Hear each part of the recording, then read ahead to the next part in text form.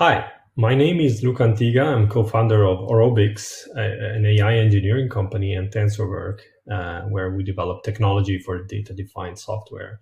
And I'm going to deliver this talk that we created together with Srinivasan from Redis Labs. The talk is entitled Combine ARM, Redis Streams, and RedisAI for Low Latency Inference at the Edge. And I will talk about the new needs of serving AI in manufacturing. For example, for computer vision, there are very specific challenges when you want to deliver an AI-based solution in the field, so beyond the proof of concept. You need to ensure low latency. You need to handle a stream of potentially large data. You want to manage more than one model running either in series or alternatively with each other or in parallel. You need to do pre and post processing on your data, and you need to make your computations more efficient, maybe by batching computations or handling them so that they can run on low power hardware at the edge. And another application of AI manufacturing regards the streaming and analytics and everything coming from IoT meshes. And specific challenges to that are that you need to, for example, do anomaly detection on multi-channel data streaming into your devices or out of your PLCs. And for that, you might want to use many smaller models that, for example, are adapted for each set point or a given production line, or create ensembles of multiple models that maybe individually are not that large, but they require a fast inference rate and they operate on large volumes of data. And eventually you may also need reference data to compare your current state of the system against, so that you, for example, can quickly search for the most similar situation where your production line was to what's happening right now in case of anomalies, for example. And you can do that at the edge, or you can do it the same job on servers or on the cloud. So just a brief introduction on what it means to develop AI and put it into production. So what does creating an AI system entail? First of all, AI works with basic data structures that we can refer to as tensors. Multidimensional arrays, they are arrays of numerical values that we can index with more than one index. For example, a scalar, there's no index. A vector, there's one index. A matrix, two indices, all the way to a tensor with n dimensions. So indexing happens across multiple dimensions, and tensor computations can be performed very efficiently nowadays, both on CPUs, using specific libraries for vectorized operations on GPUs. And GPU can, with different form factors, for large GPU to edge deep GPUs, can accelerate the computations you do over tensors. And this makes modern AI possible during training, but also during inference. And what making training a model mean is you start from a batch of data, a large collection of data under the form of tensors, and you want to get to some desired results in output. And in the middle, there's let's say, a multipotent model that at the beginning is initialized randomly, but that learns to map inputs into outputs, or to map inputs into a score, like an anomaly score in more unsupervised setting. So what really you want to do is to find the parameters of a model in terms of matrix multiplications, weights, and biases, additions you do to tensors that are transformed throughout the model, and to fine-tune those numbers so that when the model sees a certain input of containing some information you want to spot, then the output spots the information you want. And you drive this process by showing examples and running optimizers on the model.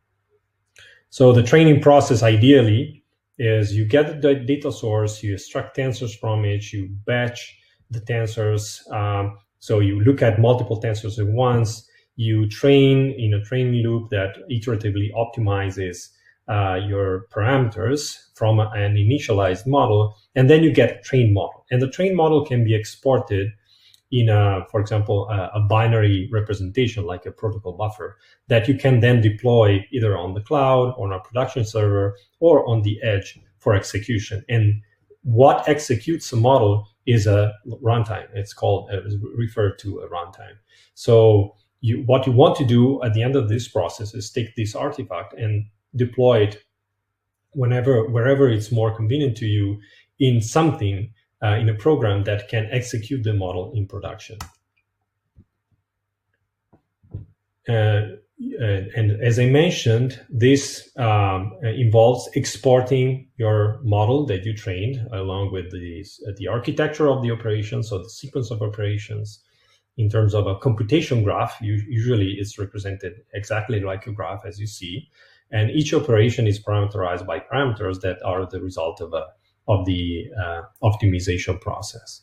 And all major frameworks support exporting a model in a form that can be executed in an environment that is potentially not tied to Python, which is used in the data science community, and all the major frameworks support Python.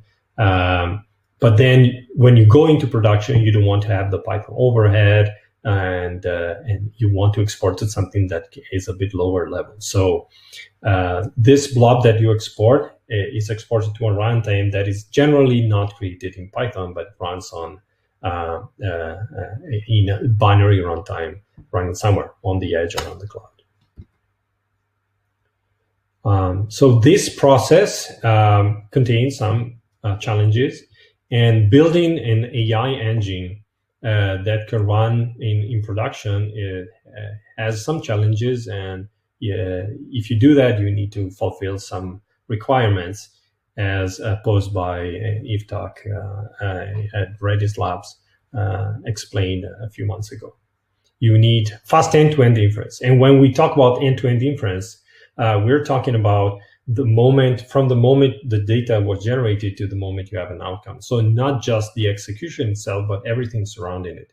And we'll get back to this concept in a short time. The solution should be resilient. You shouldn't have downtime, especially in production environments or in manufacturing environments, where many of the tasks, for example, quality inspections, are critical. So you need to be able to adopt a solution that is resilient, has high availability, and these features. It should be scalable so that when you need to increase, for example, the rate at which you can perform your inference, you have a way to do it, and you want to decouple your decisions on how you are going to run your model as an inference with your inference infrastructure. You want to decouple it from the decision you make when you develop the model. So ideally, you want your solution to support multiple frameworks and make it easy to deploy new models. Very importantly, make it easy to monitor it, not just from the point of view of monitoring how the GPU is loaded or what the temperature of the CPU is, but rather, or in addition, monitor what is, for example, the uncertainty level of your machine learning model, what's the confidence with which it's spitting out predictions, and give a possibility to collect the inputs that are not tagged as I'm very confident on this one, for the next training iteration. This is very much an open research theme, but we are going into the direction where runtime environments will allow to plug in metrics for performance monitoring, so that the level of confidence of a system is kept in check, alerts are generated, and data associated to low confidence are collected for further inspection of learning. And you also want to deploy everywhere. So you want a solution that scales from the very small edge device to a cloud infrastructure with an enterprise cluster. And so this is the reason why we developed RedisAI. RedisAI is an effort that is joined between TensorWorks and Redis Labs, who developed this Redis module to allow high performance deep learning and machine learning serving within Redis. Redis is a database that is famous for being lean, fast, and very highly scalable and dependable. So what we did is we developed the Redis module, which is RedisAI, that loads into Redis using the Redis module machinery, and equips Redis with a new data structure, the tensors, which we already encountered before, new data types, which are models that can be generated using PyTorch, TensorFlow, or exported to this interchange format that is Onyx. You can export to Onyx from the vast majority of the deep learning frameworks out there, and with which you can transform tensors into other tensors residing within RedisAI and within Redis, in fact, by using these models. So you basically deploy computations inside Redis that will transform data that you store in Redis in other data. And you can do that on the CPU or also on devices like GPUs and multiple GPUs. There's also another feature of RedisAI, which is TorchScript. So there is a scripting language for tensor computation that you can use to make transformations to your tensors stored in memory for like pre-post processing steps. When we use RedisAI usually, well, when you need fast serving of AI, it basically turns a machine or a container into a physical or virtual microservice that talks to the Redis protocol and is capable of transforming data and serving deep learning and machine learning computations. You can integrate it with the Redis data structures, and this aspect is evolving in time. So we are striving for more and more integration with native data structures. But basically, it leverages on the ability of Redis to ensure speed, persistent, high availability clustering while serving deep learning computations. At Orobix, we have deployed RedisAI in various scenarios, from edge devices to cloud or Kubernetes infrastructure, Kubernetes cloud clusters, or servers, with applications that range from, here you have a few examples, from computer vision, industrial computer vision, all the way to medical applications.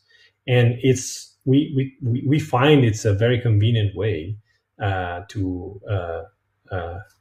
get to the end of your model development cycle and just deploy it in a way that makes it easy for engineers to integrate it with infrastructure, because engineers know how to handle Redis. And if you know how to handle Redis, chances are you know how to handle RedisAI in production environments.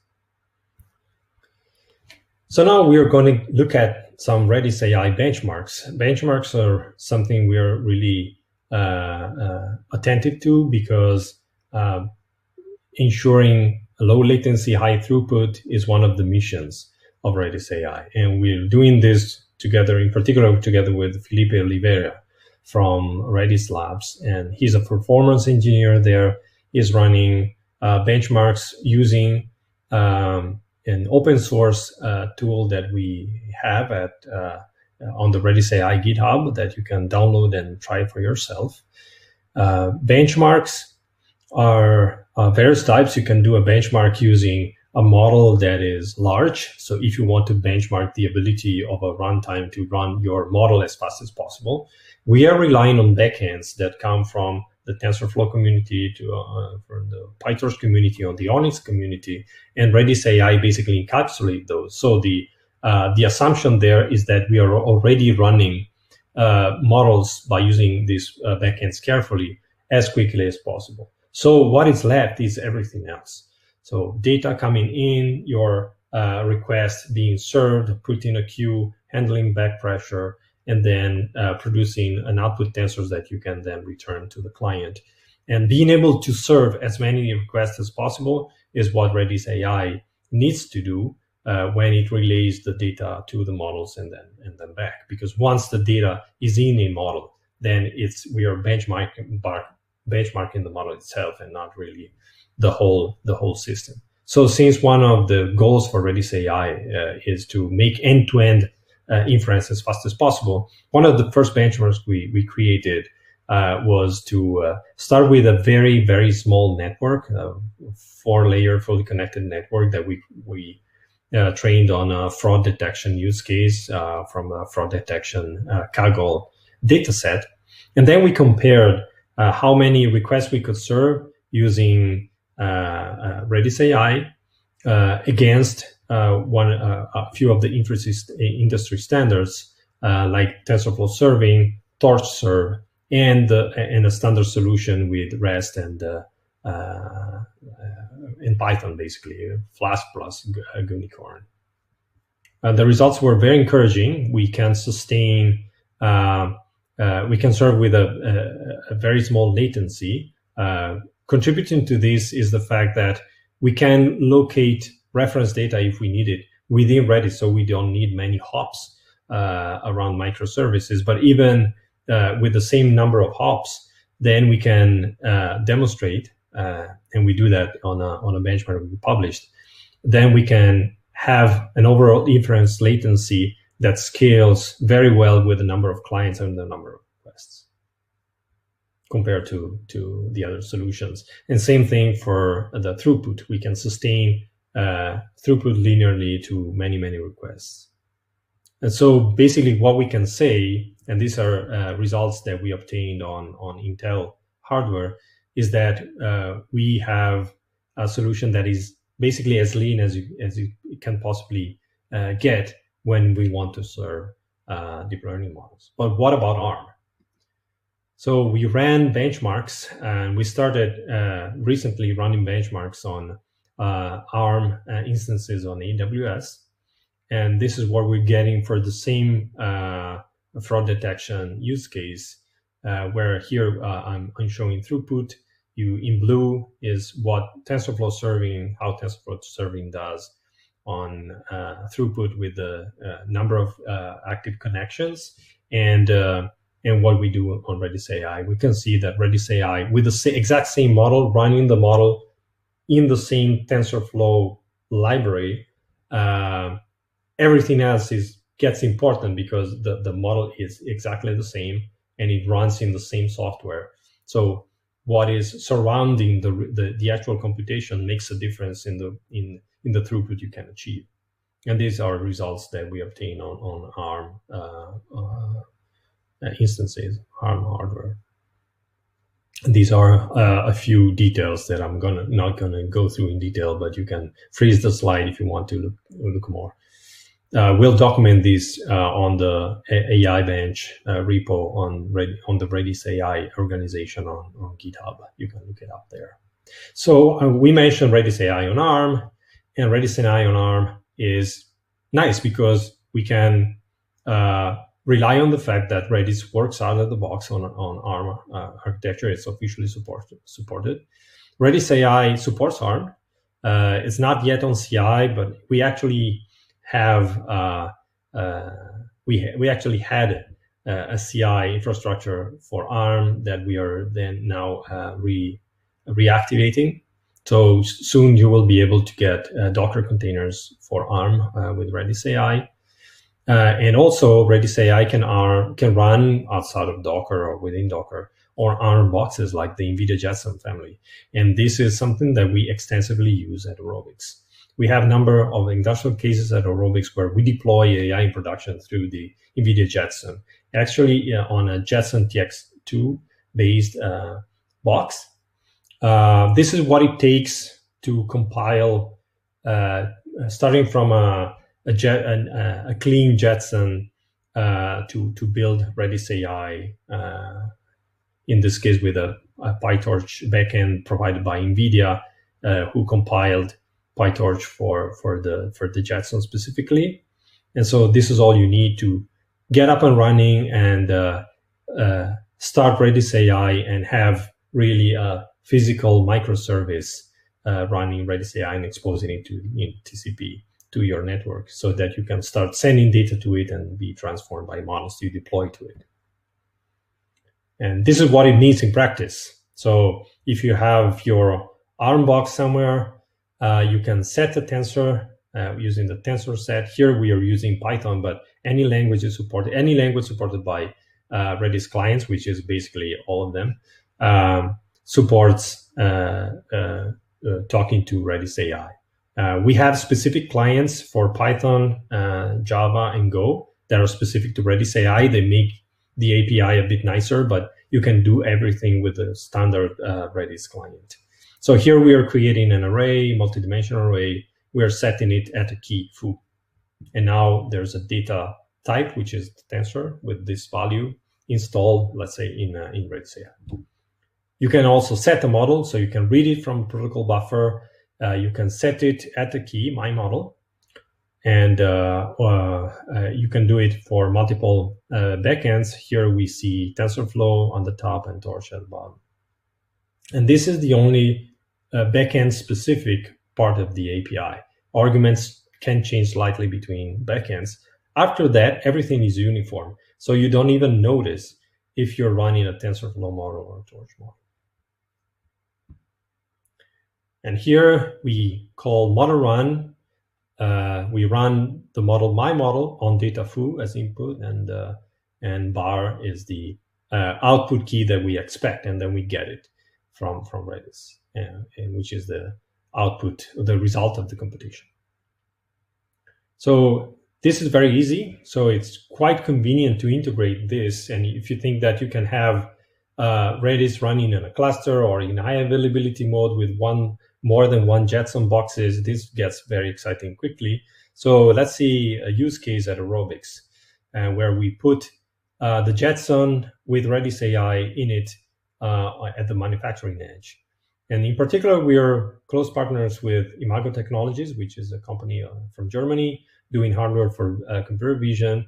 And in particular, they created this Daytona Vision box, which is basically an NVIDIA Jetson TX2 with a few other things in the board. It's a finalist enclosure. It runs Ubuntu Linux. It has a real-time controller where you can control cameras, camera triggers, for example, and in real time. It has power over Ethernet, so you can use power over Ethernet cameras, providing power to them over the Ethernet cable, and other type of communication, including 4G. And this is a very convenient box because we just compiled RedisAI there. We put it in the network. We eventually connect the camera to it, or we use it as a microservice where other PCs grab images or other type of signals, and we can send them to the Daytona Vision box. So we do multiple applications on rubber, aluminum, steel industry, glass products, and so on, as well as anomaly detection in IoT. And this is what we do mostly in the manufacturing area. I will quickly show an automotive use case in production. There's a very large number of companies working for automotive industry in northern Italy, and one of them is Monte Carlo, who works with a motorcycle manufacturer, which is quite large scale worldwide. And they had this manufacturing problem where they had to inspect this finger follower for defects, where defects get really easily confused with dust or with the speckles coming from machinery. And so identifying one and telling one from the other is really, you can't solve the problem with a blob detector. So in the end, they were proceeding using manual inspections, which has a number of problems that we know. It's a very labor-intensive operation, and it can be error-prone. So the debris was really the culprit of the problem. So what we did is provided the client with the ability to annotate a set of images, about 100 defects of each kind, and then we did a training phase that had two phases, training process that had two phases. And first, we detected the various type of defects, and then we focused on the most common defects to enhance the probability of doing a good, having a good performance there. But at the end of the day, what we did is we basically deployed the model inside of one of those boxes that now powers an automated machine for this kind of inspection, that with the desired cycle times will detect defects, and the client is now using it in production. So the typical scenario that we face when we use ARM on the edge is we have RedisAI running on the Jetson as a physical microservice. We have multiple other boxes that can be either other PCs or small boards. And our problem is, how do we move the data? How do we coordinate all these small computing devices so that we know what's going on, so that we can debug if something goes wrong?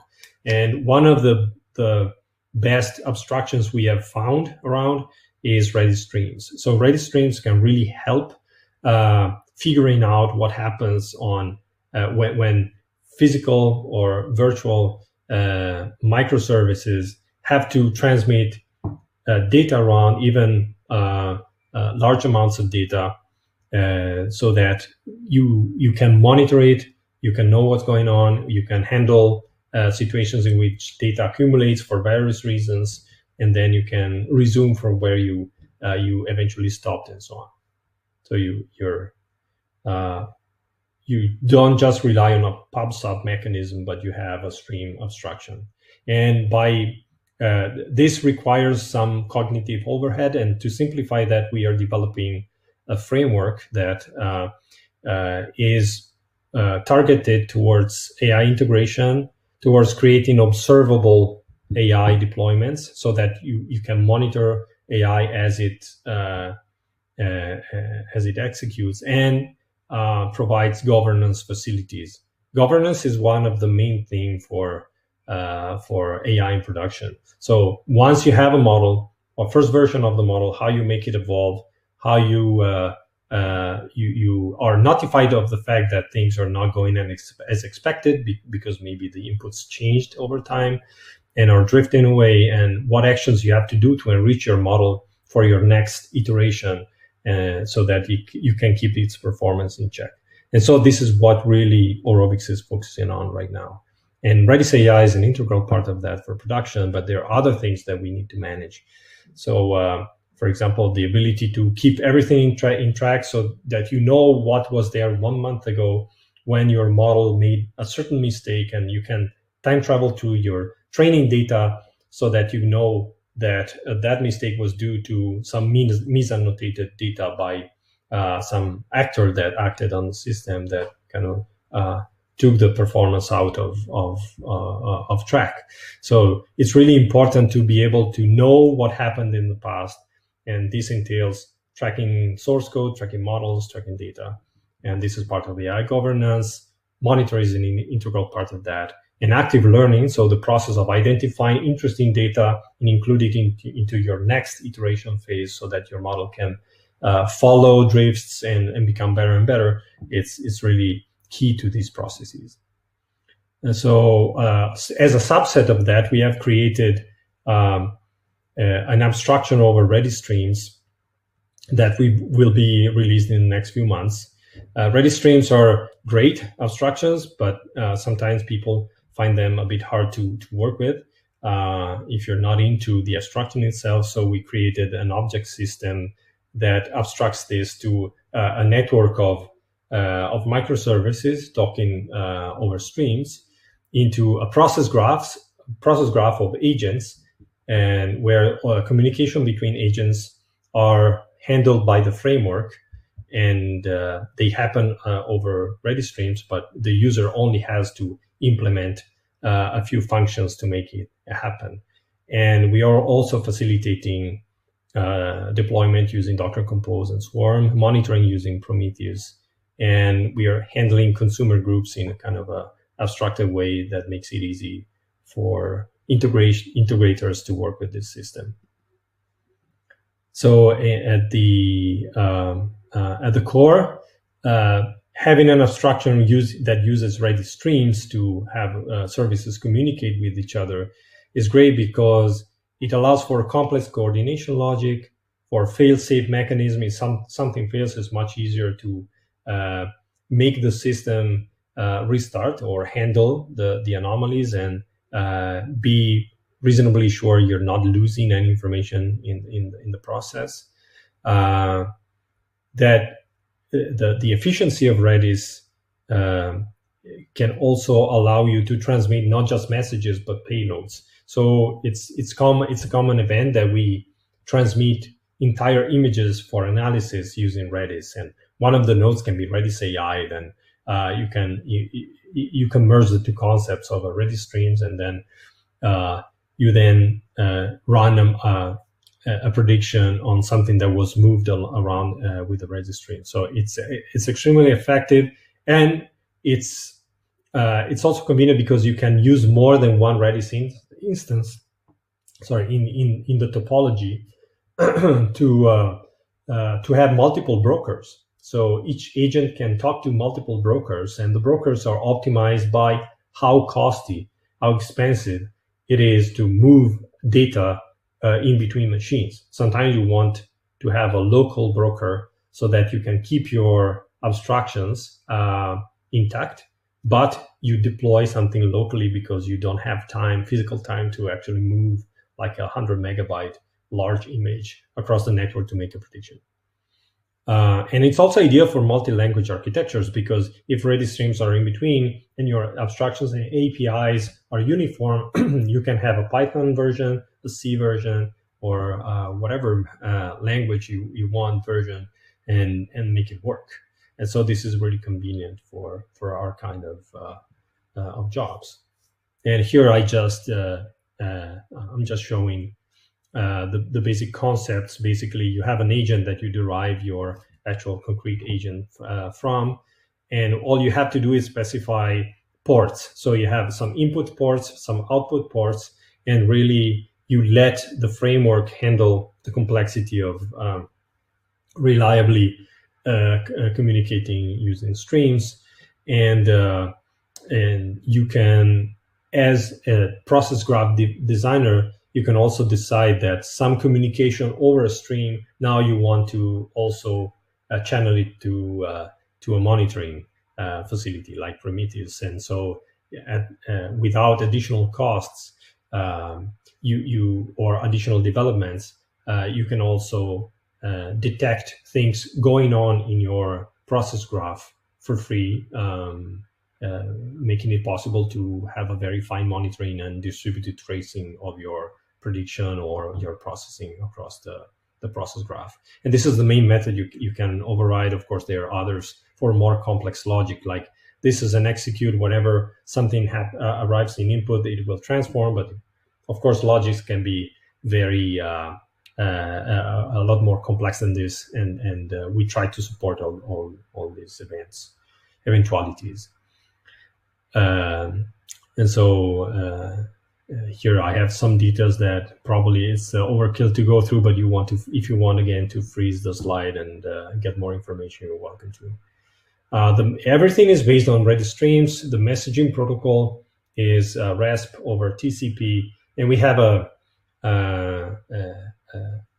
some standard keys that we put in a Redis stream that will allow the system to reconcile multiple messages of a single run. So like in distributed tracing systems, we can assign an individual UID to a computation that we can track throughout the process graph, so that we can know what is what across a distributed system in terms of, is this prediction a prediction over something generated by a camera a few seconds ago? And did I lose anything in the process, or anything died? And so what I'm seeing right now is not consistent with something generated 2 seconds ago somewhere else. And this kind of reasoning is really essential to building reliable systems on the edge. We use Docker Compose for deployment. So a big part of this is describing the process graph in terms of microservices that have to talk to each other. And Docker Compose and Swarm are really effective tools to manage all this in a reproducible way. And for free, you get a governance backend that these edge systems will talk to, so that all your monitoring metrics and logics can be monitored from multiple sites in a central spot, so that you can provide governance services to multiple clients. Okay, so there are a lot of challenges we have to face when we talk about AI in production, and we try to address those. For sure, the fact that resources are constrained at the edge make ARM machines particularly attractive, and Redis is a great match for those architectures. Another thing that is challenging is coordination of microservices, and we're trying to address that again with Redis, but using Redis streams and an abstraction over that. It's also very hard to debug microservice coordination and to govern from a broader sense. So debugging is something still working, or is my model drifting? And all this keeping things in check is something we are really trying to do aggressively at Orobix. So monitoring AI models in production is a very open problem. We are trying to address that. And tracking and versioning of AI system in terms of tracking what source code, models, and data we're running at any point in time is also very important. So when we talk about AI in production, I think having the right building blocks allows us to take the production problem to the next level and to provide governance services that are a plus for de-risking the application of AI in practical contexts. Thank you very much. I hope you enjoyed this walkthrough through RedisAI and Redis streams for manufacturing application on ARM hardware. Also, on behalf of Redis Labs, I hope to meet you at the RedisAI organization on GitHub or the forums that we have. Thank you very much.